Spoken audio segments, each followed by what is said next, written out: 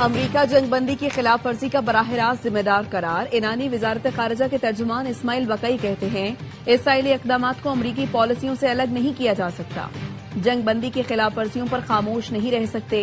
पाकिस्तान के सालिसी किरदार के साथ हमेशा वाज़ेह किया, लबनान जंगबंदी मुआहदे का लाजमी हिस्सा है।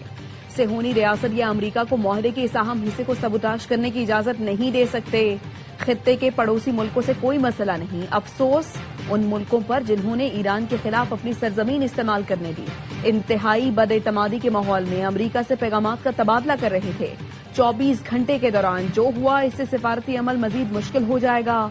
इस्माइल बकई का कहना था, अक़वाम मुत्तहिदा के जौहरी निगरां इदारे के सरबराह राफेल ग्रोसी हक़ाइक़ नजरअंदाज कर रहे हैं, जानिबदारी का मुजाहिरा कर रहे हैं।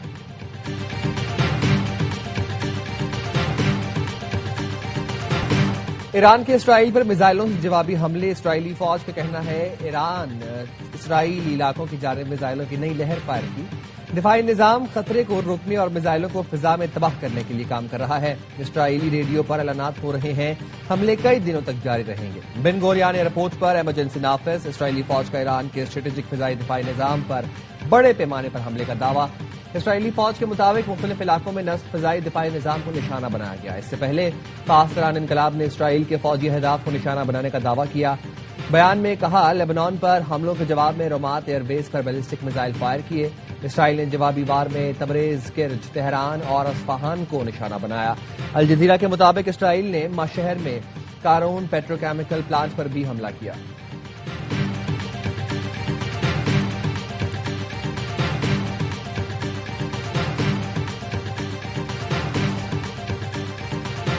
ईरान के खिलाफ किसी भी एकतरफा फौजी कार्रवाई में अमरीका शरीक नहीं होगा। अमरीकी सदर की इसराइली वज़ीर-ए-आज़म नेतन्याहू से टेलीफोनिक गुफ्तगू।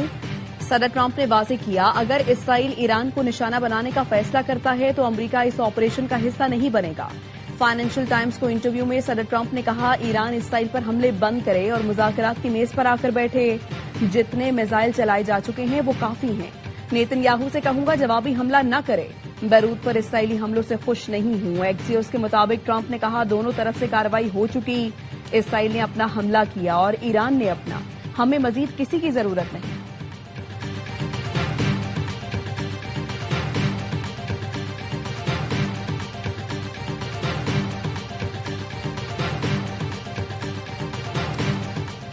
यमन के हौसियों ने भी इसराइल पर हमला कर दिया। एक्स पर बयान में लिखा, याफा में इसराइल के हसास अहदाफ को मिसाइलों से कामयाबी से निशाना बनाया।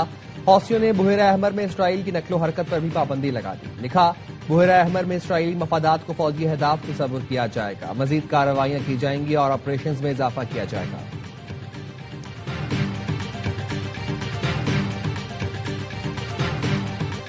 हुकूमत और पीपल्स पार्टी के दरमियान बजट पर फैसलाकुन मुज़ाकरात आज होंगे।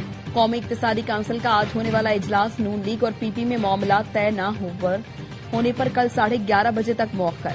जराये के मुताबिक नून लीग और पीपल्स पार्टी की तकनीकी कमेटी आज फिर सर जोड़कर बैठेगी। इसहाक डार वज़ीर-ए-आज़म शहबाज शरीफ को बिलावल भुट्टो से मुलाकात पर एतमाद मिलेंगे। शाम को वज़ीर-ए-आज़म की सदर आसिफ अली जरदारी से मुलाकात का इम्कान। बिलावल भुट्टो और नून लीग के मुतालिका वुज़रा भी मौजूद होंगे। पीपल्स पार्टी के तहफ़्फ़ुज़ात का जायजा लेकर काबिल कबूल हल तलाश किया जाएगा।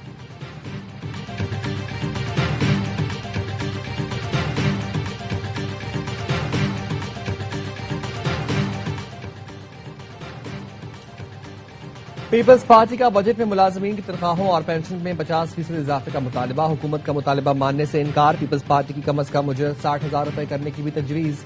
टैक्सेस और लेवी बढ़ाने की मुखालिफत। जराये के मुताबिक पीपल्स पार्टी ने तजवीज दी है, आमदनी बढ़ाने के लिए टैक्सेस के बजाय नए रास्ते तलाश किए जाए।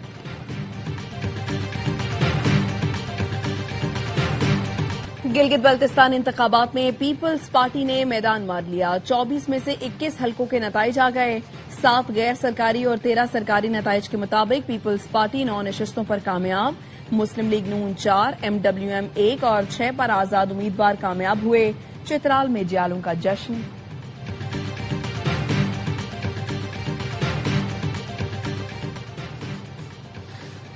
गिलगित बल्तिस्तान में शफाफ और पुरअमन इलेक्शन के इनेकाद पर वज़ीर-ए-आज़म शहबाज शरीफ की अवाम को मुबारकबाद। कहा, पीपल्स पार्टी गिलगित बल्तिस्तान में अक्सरियती सियासी जमात के तौर पर सामने आई। सदर आसिफ अली जरदारी और बिलावल भुट्टो को मुबारकबाद पेश करते हैं। नून लीग के कामयाब उम्मीदवारों को मुबारकबाद पेश करता हूं जिन्होंने अच्छा मुकाबला किया। इलेक्शन कमीशन ने शफाफ और गैर जानिबदार इलेक्शन यकीनी बनाया जो काबिल सताइश है।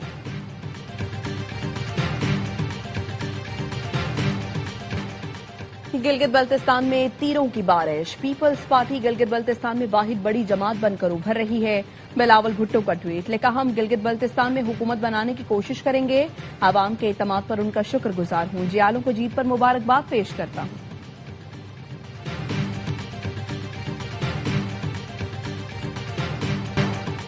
कोकेन डीलर अनमोल और पेंकी के खिलाफ मुनशियात की 2 मुकदमात की समाअत। तफ्तीशी अफसर मुकदमे का चालान पेश करने में नाकाम। एक बार फिर चालान पेश करने के लिए मोहलत तलब कर ली। कराची की मकामी अदालत ने आइंदा समाअत पर चालान तलब कर लिया। मुलजिमा और शरीक मुलजिमान को वीडियो लिंक के जरिए पेश नहीं किया गया। समाअत 15 जून तक मुलतवी कर दी गई।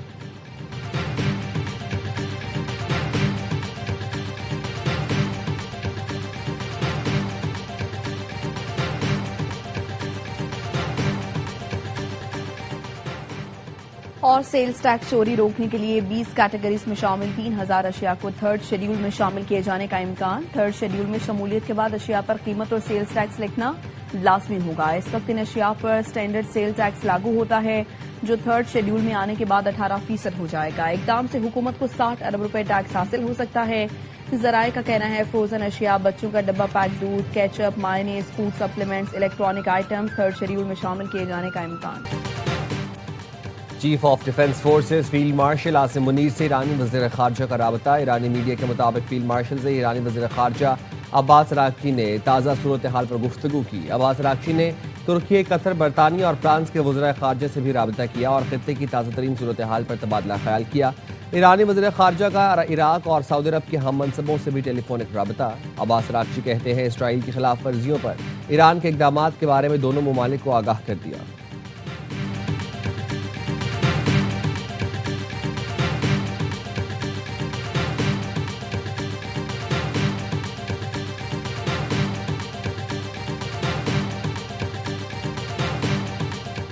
शुमाली वजीरिस्तान के इलाके मिरान शाह में सिक्योरिटी फोर्सेस का इंटेलिजेंस बेस्ड ऑपरेशन। 72 घंटों के दौरान फितना खवारिज के 27 दहशतगर्द मारे गए। सिक्योरिटी फोर्सेस ने खवारिज के मुताबिक ठिकानों को निशाना बनाया। ISPR ने बताया हलाक दहशतगर्द भारत के स्पॉन्सर्ड नेटवर्क का हिस्सा थे। हलाक खवारिज दहशतगर्द सरगर्मियों और शहरियों की टारगेट किलिंग में मुलव्वस थे। मिरान शाह में शहीद मलिक सैफुल्लाह दावड़ के कातिलों को अंजाम तक पहुंचा दिया गया। गैर मुल्की स्पॉन्सर्ड दहशतगर्दी के खात्मे तक कार्रवाइयां जारी रहेंगी।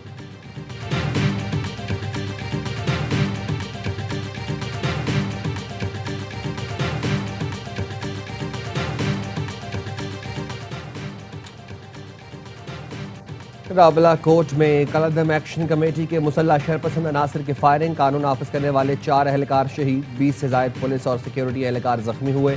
तर्जुमान IG आज़ाद कश्मीर का कहना है मुसल्ला शरपसंद अनासर ने एहतजाज के नाम पर जमा होकर हमला किया। वाक़या पुरअमन सियासी एहतजाज नहीं बल्कि मुनज़्ज़म दहशतगर्दाना कार्रवाई है। शरपसंद अनासर ने तिब्बी मरकज़ को भी निशाना बनाया। CMH रावला कोर्ट पर हमला मरीजों की सलामती को खतरे में डालने के मुतरादिफ है।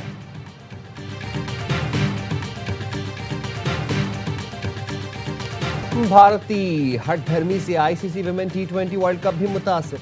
लंदन में कैप्टन्स कार्निवल के दौरान भारतीय कप्तान हरमनप्रीत कौर ने पाकिस्तानी कप्तान फातिमा सना से हैंडशेक नहीं किया।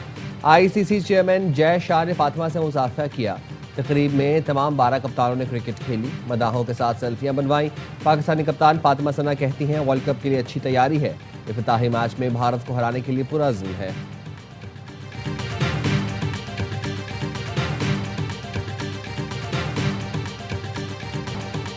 फुटबॉल वर्ल्ड कप का एक्शन 3 दिन दूर, टीम्स की आमद जारी। स्वीडन और आइवरी कोस्ट का स्क्वाड अमेरिका पहुंच गया। मैक्सिकन व्यू के 40 साल मुकम्मल होने पर फैंस का जश्न।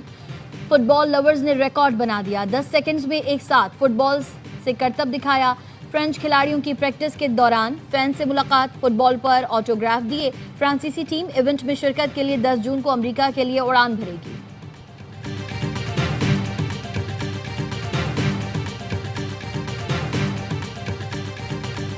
ढोल की थाप, दफ का शोर, मिनी ब्राजील में फुटबॉल फीवर।